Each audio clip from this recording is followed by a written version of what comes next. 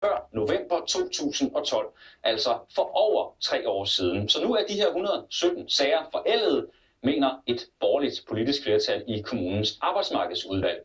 Og derfor vil kommunen ikke udbetale de i alt 11,7 millioner kroner, som modtagerne af sygedagpenge altså uretmæssigt er blevet frataget. Men vi har tabt en sag, og vi har fundet ud af, at vi skal følge lovgivningen, og vi genvurderer efter den gældende lov i Danmark. Det er 3 år. Det har Kolding Kommune nu også sagt. Det følger vi selvfølgelig også. Lov skal holdes. Det har vi hørt rigtig tit, og det gør vi også i den her sag. Og Sten Bønsing, du er lektor i forvaltningsret. Du mener jo rent faktisk, at Kolding Kommune har en pointe. Hvorfor det?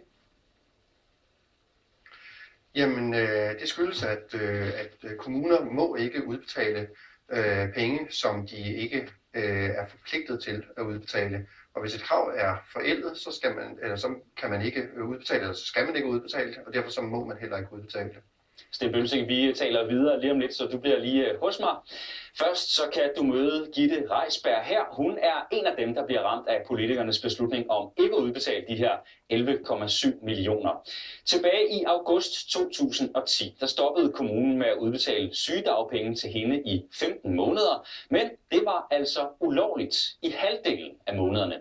Alligevel så får hun ikke en krone, så nu føler hun sig svigtet af politikerne. Gitte Reisberg har ikke meget til overs for kommunen.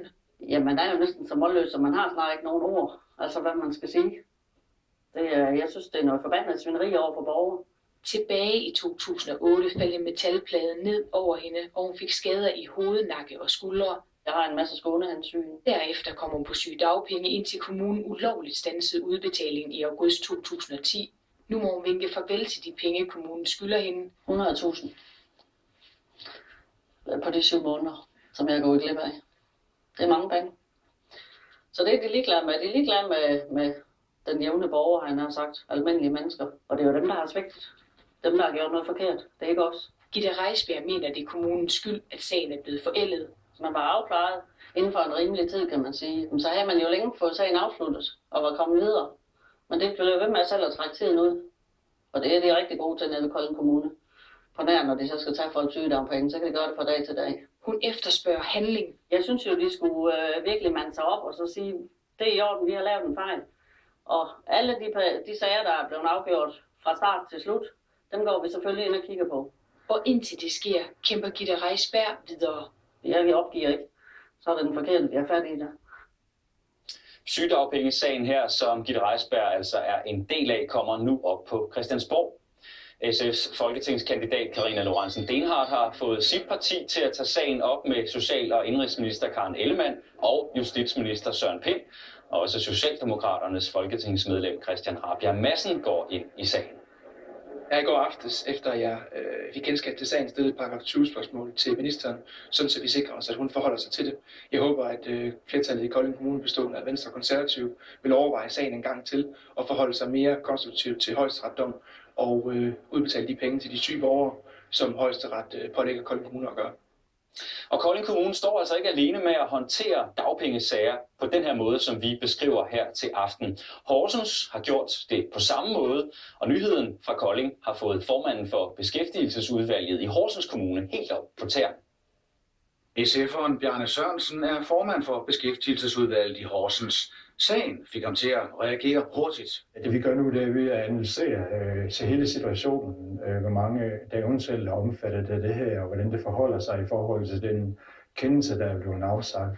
Og når vi er færdige med at analysere på den, så vil vi tage det op på det førstkommende beskæftigelsesudvalgsmøde i starten af februar måned. Og der vil vi tage stilling til det, hvordan vi skal håndtere det politisk. Så forvaltningen her på Rådhuset har fået travlt. Bjarne Sørensen vil ikke få klat i sin sag, han ikke kender indgående. Jeg har ingen kommentarer til, fordi at jeg vil gerne, som sagt, vide, hvad jeg taler om, og derfor venter jeg til, der ligger en juridisk afklaring på det også, så jeg ved, hvad der er på ned af det.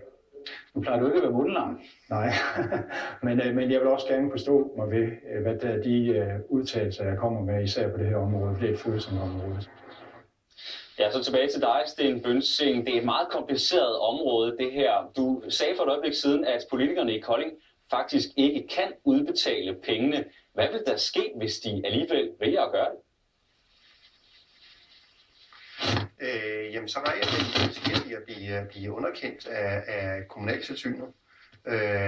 Fordi de udbetaler nogle penge, som de ikke er berettiget til at udbetale. Og man kan sådan set også godt forestille sig, at man kan blive dømt for at have udbetalt pengene. Det lyder som om, der er noget knas på lyden op til dig i Svenstrup Bønsing, men vi prøver lige at fortsætte.